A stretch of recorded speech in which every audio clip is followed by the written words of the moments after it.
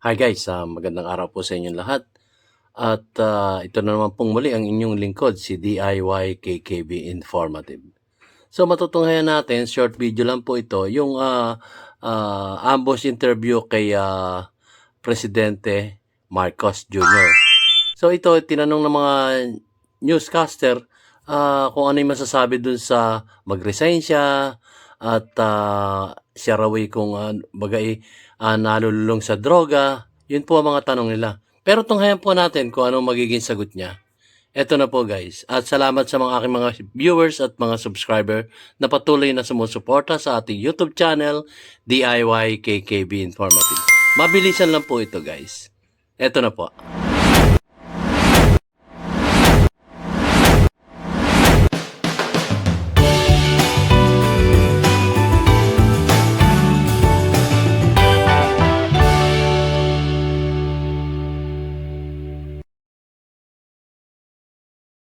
President Duterte last night sa drugs and his initiative.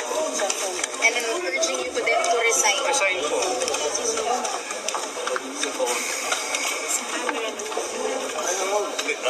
I think it's the fentanyl. Fentanyl is the strongest painkiller that you can buy. It is highly addictive and it has a very serious side effects.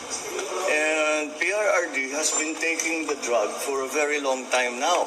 When was the last time he told us that he was taking fentanyl? 5, 6 years ago.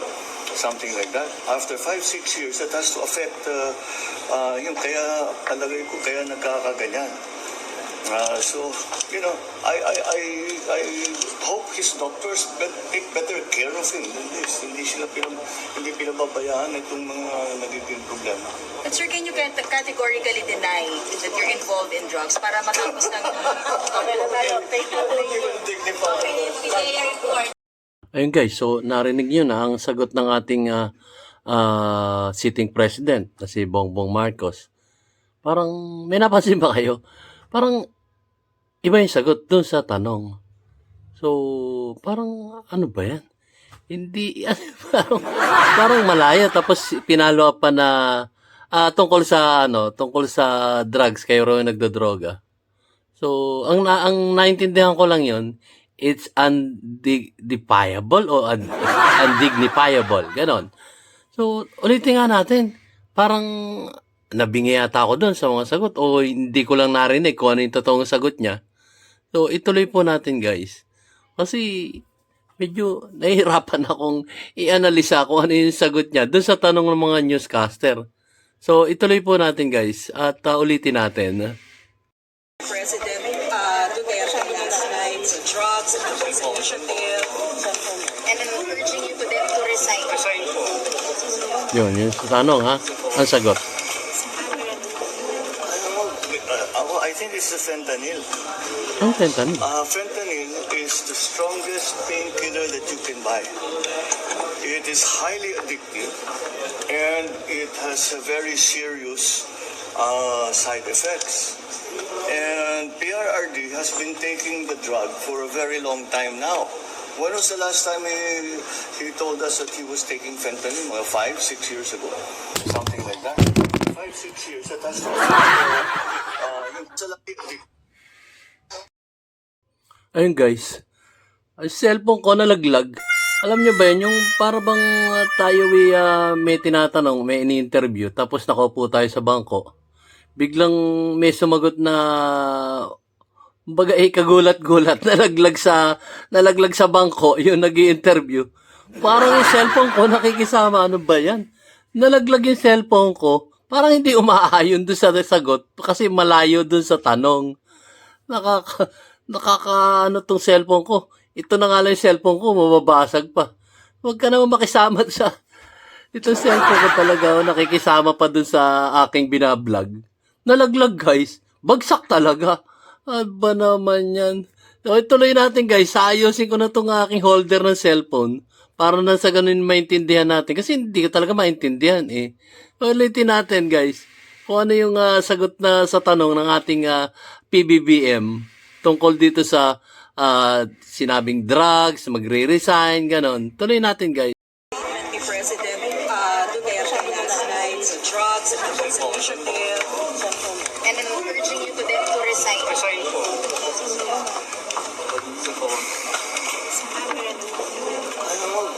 Ano mo, I think it's the fentanyl. Fentanyl is the strongest painkiller that you can buy. It is highly addictive and it has a very serious side effects. And PRRD has been taking the drug for a very long time now. When was the last time he told us that he was taking fentanyl? 5, 6 years ago. Something like that. After 5, 6 years, that has to affect yung kaya, alagay ko, kaya nagkakaganyan. So, you know, I hope his doctors take better care of him than this. Hindi pinababayaan itong mga nagiging problema. But sir, can you categorically deny that you're involved in drugs para matapos na Tinawanan lang kayo. Oh. Ayun guys, so napakalayo ng sagot dun sa tanong ng mga reporters. Ang haba pa ng pag-iisip niya. Siguro umabot ng mga 3 to 5 seconds bago siya sumagot dun sa tanong ng mga reporter. Ambush interview to eh. So, parang ang layo. Ang layo po, Pangulo. Ang inyong sagot dun sa mga tanong ng reporter. Napunta dun sa pentamil o pentanil na iniinom ng Pangulong Rodrigo Roa Duterte. Hindi naman po yung tanong. Kaya yun, sumagot yung ating dating Pangulong Rodrigo Roa Duterte, si Tatay Digong, patungkol dito sa pentamil na sinabi mo, hindi naman niya yung tanong.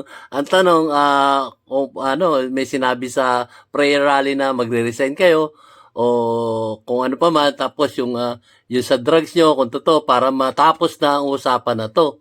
So, ang layo po, tapos indignifiable yung tungkol sa drugs nyo. So, ewan ko. Di ba? Kaya, iwanan natin kung gusto nyo uli marinig yung tanong at sagot niya. Sige nga, ulitin natin one more time. Wag na. Kayo na lang mag-rewind. At himay-himay nyo yung kaprasong interview niya dito sa ambush interview ng mga reporters. So, ako po ay nagsusuri lamang po. Hindi ko po,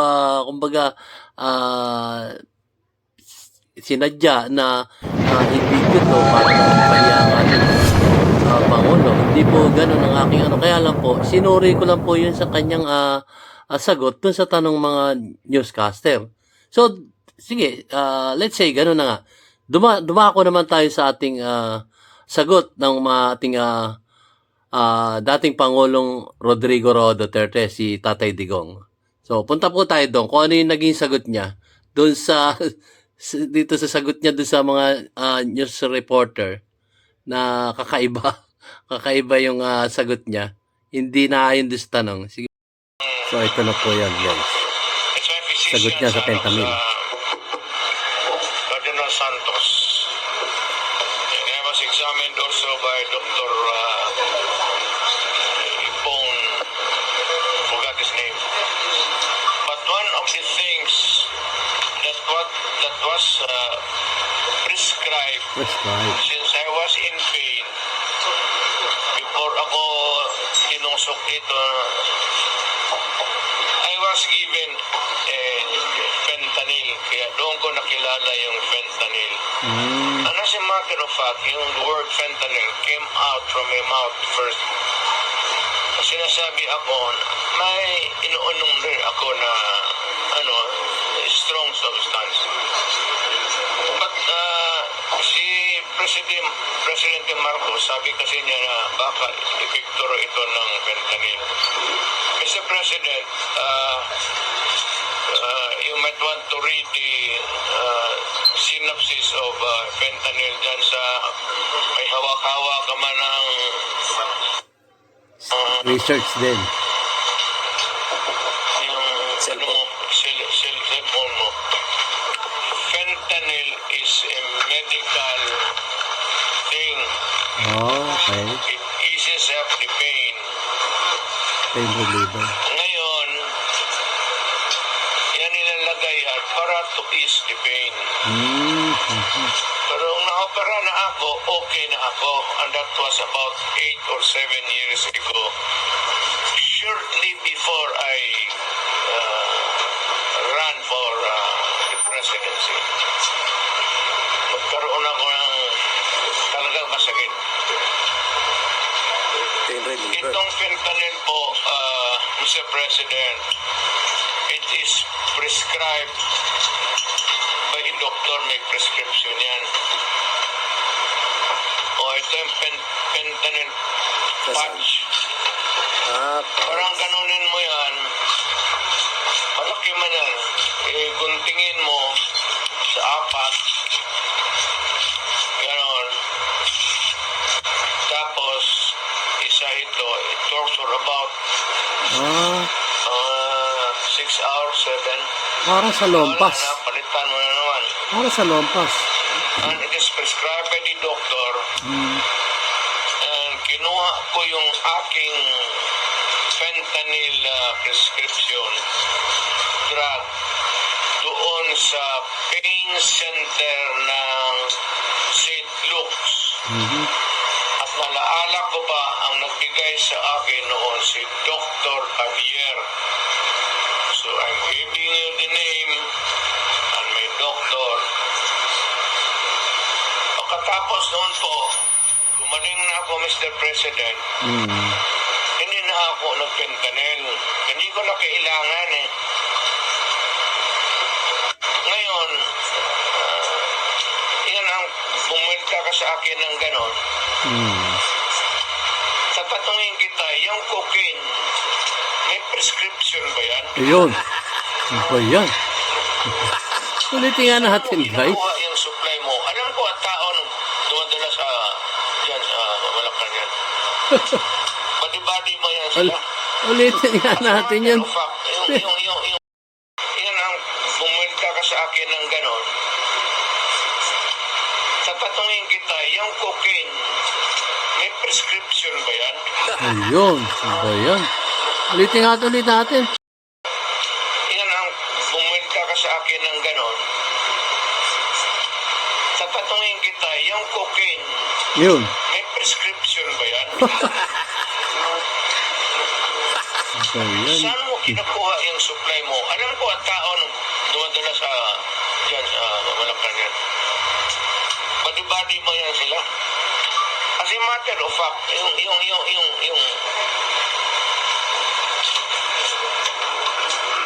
Ayan guys, so ayun, narinig nyo na ang ating buting kagalang-galang dating Pangulong Rodrigo Roa Duterte. So, nabeltahan tuloy siya kasi yung tanong ng mga reporters nung ambush interview niya, patungkol dun sa sinabi ni ating Mayor Sebastian Duterte na mag-resign na siya. Yun ang tanong. Yun ang tanong ng mga reporter sa ambush interview. And then, follow-up question nila, yung sa pagdodroga niya. So, sinagot nga siya. Kaya lang, hindi yun ang tanong eh. Ewan ko, correct me if I'm wrong guys. Balikan nyo yung tanong ng mga reporter, tsaka yung sagot niya. Ang layo. Ang layo nun. So, ang tanong kasi, yun nga, tungkol sa pagre-resign niya at patungkol din sa droga. Pero ang walang eksaktong sagot para ma-end na yung isyong ito, sagutin na lang niya kung nagdodroga ba siya o hindi. Ang sagot niya is indignifiable naman yan eh. Parang sabi niya. So, short interview lang yun kasi ambush interview nga lang eh. Pero hindi niya pa rin niya sinagot. Ang sagot niya, napakalayo dun sa tanong. Kaya, hanging question pa rin yung drugs patungkol sa kanya. Yan ang problema sa ating mga nanunungkulan ngayon sa ating gobyerno. May tanong, hindi sinasagot ng maayos. So, yun po guys. Ako po ay nagsusuri lang dito. Ano po? Ako po ay tinitingnan ko lang ang bawat panig kung ano yung nakikita natin na tanong at kung ano yung sagot. So, binelta ngayon ni Pangulong Duterte, eksakto yung tanong niya, ang sagot niya, at nagtanong po ulit siya kung may prescription nga raw yung cocaine. So, di ba? So, kung hindi matatapos tong bangayan na to, walang katapusan to. At yung Sinasabi nga niya dito sa interview na to, pagka ganyan kayo ng pag ganyan, ginagastos yung pera ng taong bayan, bubukod na lang kami. Yung Mindanao, magiging, siya nagsabi nito, na magiging Mindanao Republic. So, mababawasan tayo ng island dito na pinakamalaki sa ating bansa, yung Mindanao. At pag hindi pa rin tumigil itong mga corrupt sa ating gobyerno, mapipilitan ng Mindanao. Mapipilitan. Yun po ang sarili kong analisa sa bawat sinasambit niya dito sa kanyang interview. Hindi po ito ambush interview. So, balikan nyo itong, panoorin nyo itong video kong ito. At ito yung nakaraang kong video lang. At matutunghayan nyo doon ang kompletong press conference niya dito. May mga tanong ang mga reporters at meron din siyang sagot. At siya magpapaliwanag. Okay, sige. Guys, hanggang dito lang. Short video nga lang po ito. Nagpaliwanag pa ako ng napakahaba. So, guys, maraming salamat po. Hanggang dito na naman po ang aking munting video, DIY KKB Informative. At nagsasabing, ang simula ay nagsapol na. At nag-aantay lang tayo ng wakas. So, maraming salamat po guys. See you on my next vlog. Nalaglag ako sa bangko ko